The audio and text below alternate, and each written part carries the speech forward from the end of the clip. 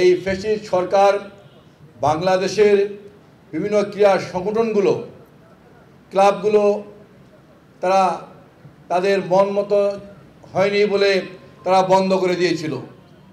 আমরা দেখেছি ঢাকা শহরে বিভিন্ন ক্লাবে তারা ক্যাসিনোর মাধ্যমে ঢাকা শহরকে ক্যাসিনোর শহর পরিণত করেছিল।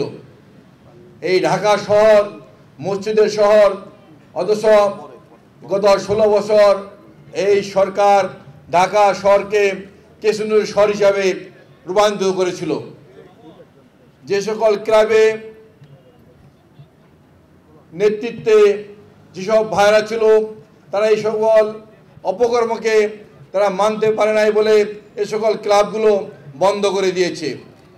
দুর্বার সংঘ, নবতরঙ্গ, অনির্বাণ সংঘ সহ সারা বাংলাদেশে অনেক ক্লাব তারা বন্ধ করে দিয়েছে, কারণ এই সকল ক্লাবগুলোতে এই ফ্যাসিস্ট সরকারকে নিয়ন্ত্রণ করতে পারেনি বা অপকর্ম করতে পারেনি বলেই এগুলো বন্ধ করে দিয়েছিল।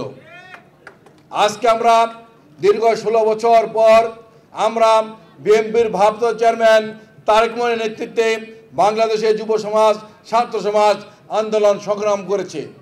সর্বোপরি গত 5ই আগস্ট ছাত্র জনতার আন্দোলনকে তারেক রহমানের নেতৃত্বে ঐক্যবদ্ধ হয়ে সফল করে সেই আন্দোলন সফল করে আমরা ফ্যাসিস্ট সরকারকে আমরা পদত্যাগ করতে বাধ্য করেছি।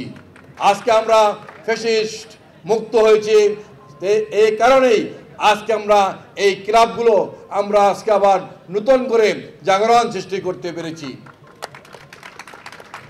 গত 16 বছর এই ফ্যাসিস্ট সরকার ক্লাবগুলো নিয়ন্ত্রণ করে যেমনিভাবে ক্যাসিনোর ব্যবসা শুরু করেছিল, তেমনিভাবে ক্লাবগুলো নিয়ন্ত্রণ করে তারা মাদকের ব্যবসা শুরু করেছিল।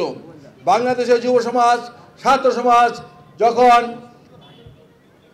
কোনো সামাজিক কর্মকাণ্ডে কোনো ক্রিয়া প্রতিযোগিতায় অংশগ্রহণ করতে না পারে, এই কারণেই এই ক্লাবগুলো বন্ধ করে দেওয়া হয়েছিল তারা মাদকে আসক্ত হওয়ার জন্য।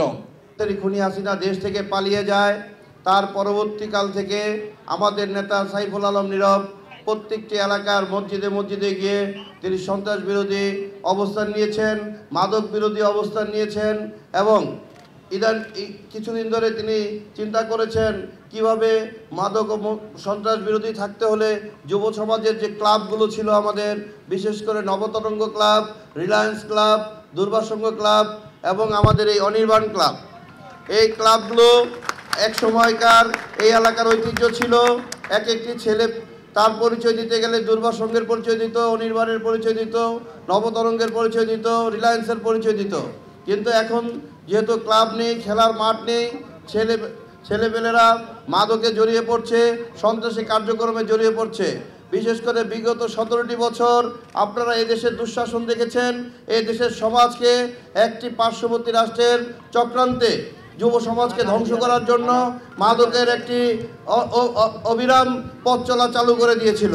সেই মাদক থেকে আমাদেরকে ফিরে আসতে হবে, সেই সন্ত্রাসী কার্যক্রম থেকে আমাদেরকে ফিরে আসতে হবে এবং একটি সমাজ, একটি জাতি যখন ক্রিয়াতে লিপ্ত থাকে, যখন সাংস্কৃতিক মনে হয়, একটি জাতি যখন ধর্মীয় মনে হয়, তার মসজিদ মাদ্রাসার কাজ নিয়ে ব্যস্ত থাকে, তখন তার দ্বারা সমাজের সকল পর্যায়ের লোকের সাথে যোগাযোগ থাকে, তখন সে চাইলেও আর অন্যায় কাজে লিপ্ত হতে পারে না।